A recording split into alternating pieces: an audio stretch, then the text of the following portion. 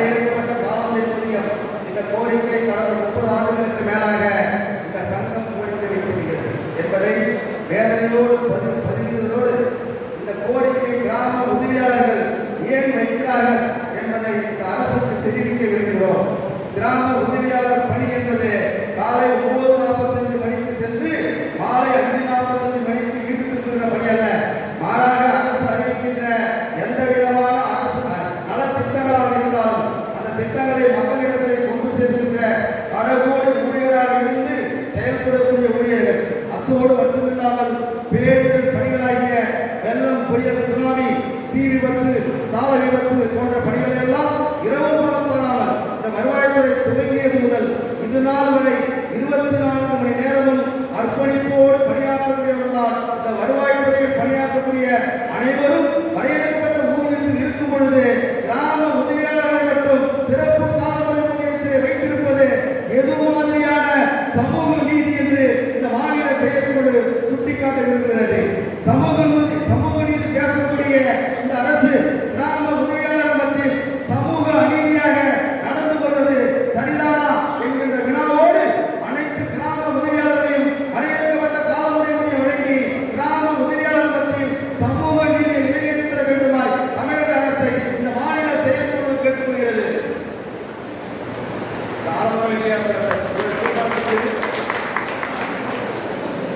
இரண்டாவது தீர்மானம், கிராம உதவியாளராக பணி பார்க்கக்கூடியவர்கள் யாரையும் விரும்பிவிட்டால் அந்த குடும்பம் வாழ வழி தெரியாமல் அவநிலைக்கு சென்றுவிடுமோ என்பதை எண்ணி சமூக நீதியை நிலைநிறுத்திய முத்தமிழறிஞர் கலைஞர் அவர்கள் வழங்கிய அரசாணைகள் 362/1999 கருணை அடிப்படையிலான வாரிசு வேலையை கருணையே இல்லாமல் எடுத்த சமூக நீதியின் கோட்பாடா 23 ஆண்டுகளாக நடைமுறையில் இருந்ததை ஆட்சி பொறுப்பேற்று 23 மாதத்துக்குள் தட்டி பறித்தது நியாயம்தானா? தமிழக அரசு இனியும் காலம் காட்டாமல் அரசாணையில் 33 திருத்தம் மேற்கொண்டு வாரிசுக்கு வேலை வழங்க வேண்டுமாய் தமிழக அரசை இந்த மாநில செயற்குழு கேட்டுக்கொள்கிறது. தீர்மானம் 3, சிபிஎஸ் திட்டத்தில் பணிபுரிந்து ஓய்வு பெற்றோருக்கும் இறந்து போனவருக்கும் பிடித்தம் செய்த தொகை மற்றும் அரசு பங்கீடு இனியும் காலம் காட்டாமல் உடனடியாக வழங்கிட வேண்டுமாய் தமிழக அரசை இந்த மாநில செயற்குழு கேட்டுக்கொள்கிறது.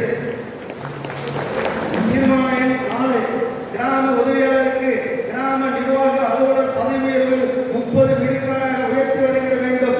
2, சிபிஎஸ் முறையான எண் வழங்கி பிடித்தம் செய்திட வேண்டும். 3, கிராம பணியை தவிர மாற்று பணிக்கு பயன்படுத்தக்கூடாது.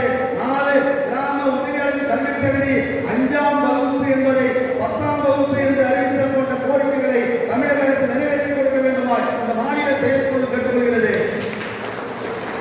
தீர்மானம் 5, தமிழக அரசு பணிபுரியும் 2003க்கு பிறகு பணிக்கு வந்த அரசு ஆசிரியர்களுக்கு பழைய முறையிலான ஓய்வூதியம், சிறப்பு காலமுறை ஊதியத்தில் உள்ள அனைவரையும் வரையறுக்கப்பட்ட காலமுறை ஊதியத்தில் கொண்டு வர வேண்டும் உள்ளிட்ட 10 அம்ச கோரிக்கைகளை முன்வைத்து எதிர்வரும் காலங்களில் யாக்கோஜியோ நடத்துகின்ற அனைத்து போராட்ட நடவடிக்கைகளிலும் வருவாய் கிராம ஊழியர் சங்கத்தின் சார்பில் அனைவரும் உறுதியாக ஆதரவு அளிப்பது என்று இந்த அனைவராலும் ஏகமனதாக தீர்மானம் நிறைவேற்றப்பட்டது.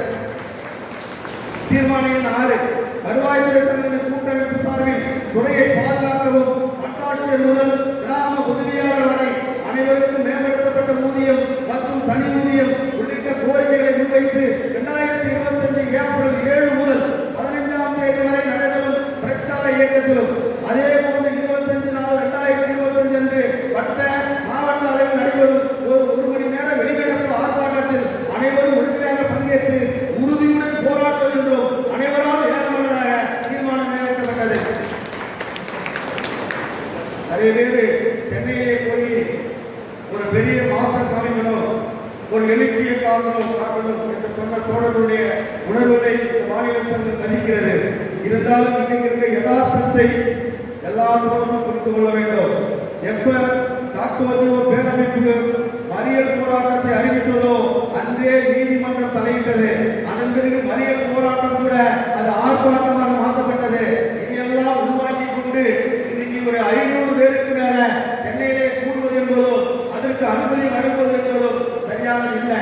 ஆனால் அரசாங்கத்திற்கு அந்த போய் ஒரு காரணம் அரசாங்கத்துக்கு நம்முடைய பெற்ற காரணம் இல்லை. ஆனால் நம்ம நடத்துற ஒவ்வொரு போராட்டமும் அரசாங்கத்துடைய கவனத்துக்கு போயிட்டு தான் இருக்கு. அந்த அடிப்படையில் இன்னைக்கு இருக்கிற எல்லா சூழ்நிலைக்கு ஏற்றாலும் ஒரு 7வது தீர்மானத்தை மேற்கொண்டிருக்கிறோம். 7வது தீர்மானம் என்பது ஏற்கனவே கோரிக்கையை தமிழக அரசு நிறைவேற்றி கொடுக்க வேண்டி நீதி கேட்கும் விதமாக தமிழகம் முழுவதும் உள்ள 234 சட்டமன்ற உறுப்பினர்களை மாவட்ட வட்ட பொறுப்பாளர்கள் 12/4/2025 மற்றும் 13/4/2025 ஆகிய தேர்தலில் சந்தித்து மனு அளிப்பது என்றும், அதே போன்று தமிழகத்தில் உள்ள அனைத்து அரசியல் கட்சி தலைவர்களையும் மாநில சங்கத்தின் சார்பில் 19/4/2025 மற்றும் 20/4/2025 தேர்தலில் சந்தித்து மனு கொடுப்பது என்றும், அதைத் தொடர்ந்து வருகின்ற 23/4/2025 தேதி சென்னை சேப்பாக்கத்தில் ஒரு நாள் முழுவதும் காத்திருப்பு போராட்டத்தை காலை 9:30 மணி முதல் மாலை 5 மணி வரை நடத்துவது என்றும், இந்த காத்திருப்பு போராட்டத்தில் அனுமதி கொள்ளக்கூடிய விஷயம். இந்த காத்திருப்பு போராட்டத்தில் வட்ட மாவட்ட மாநில பொறுப்பாளர்கள் மற்றும் கலந்து கொள்வது என்றும் அனைவரால் வேகமாக நிறைவேற்றப்பட்டது. ஏனென்று சொன்னால் அந்த இடம் நெருக்கடியான இடம். ஒரு வாயிலே கருப்பு துணி கட்டி கொண்டு ஆர்ப்பாட்டத்தை திட்டமிட்டோம். ஒரு 500 பேர் 600 பேர் வர வேண்டும் என்றுதான் நாங்கள் திட்டமிட்டோம். மற்றவர்களோ 4000 பேர். மிகப்பெரிய நெருக்கடி அந்த இடம் ஏற்படுத்தி அன்னைக்கு இருந்த சூழல் வேற. ஆனால் இன்னைக்கு இருக்கிற சூழல் பிறந்தாலும் ஒரு 2000 பேர் 3000 பேர் கொண்டு போய் அந்த சிஆர்பி அலுவலகத்துக்கு முன்பு கூட்டுவது என்பது அது சட்ட சிக்கலை ஏற்படுத்தும். இதையெல்லாம் கணக்கில் எடுத்துக்கொண்டு மாநில சங்கம் ஒரு 250 300 ஒரு 500 பேருக்குள்ள இருக்கக்கூடிய தோழர்களை வைத்துக் கொண்டு அந்த எழுச்சியோடு அந்த காத்திருப்பு போராட்டத்தை நடத்துவது என்று அனைவராலும் இலக்கணமாக நிறைவேற்றிக் கொண்டிருக்கின்றேன். இதையெல்லாம் நடைமுறைப்படுத்தும் விதமாக இதுவரைக்கும் நமக்கு எவ்வளவு போராட்டங்கள் நடத்திருந்தாலும் அதற்கெல்லாம் முத்தாய்வாக இப்ப நடக்கும் எதிர்காலத்தில் நடக்கக்கூடிய இந்த போராட்டங்கள் நம்முடைய வாழ்நிலையை மாற்றுவதற்கான அந்த போராட்டமாக அமையும் என்கிற உத்தரவாதத்தோடு இந்த பலத்த அறவழியோடு தீர்மானங்களை ஆதரிக்க வேண்டுமா அதோடு கேட்டுக்கொண்டு நன்றி. கடைசியாக மாநில நிர்வாகிகள் பேசுவதற்கான நேரங்களை ஏற்படுத்தலாம். அவர்களும் இதை உணர்ந்திருக்கிறார்கள். இது நாங்கள் அதில் ஒரு பெரிய மாசு இருக்கிற போது எங்களை பேச விடாம எல்லாரும் உடம்பு கொஞ்ச நேரம் வைக்கிட்டு பேச விடாம அது நல்லது இல்லை. அதையும் உள்வாங்கிக் கொண்டு அவர்களே விஷயங்கள்லாம் பார்க்கும்போது நல்லபடியாக கல்வியோட வருமானத்தோட அதை பற்றி திருவண்ணாமலை ஒரு நாள் சொன்னாலும் சங்கத்தின் மீது அளவிட முடியாத நம்பிக்கை வைத்தவர் எவ்வளோ பேர் இந்த மாவட்டத்தில் பயணித்திருக்கிறார்கள். ஆனால்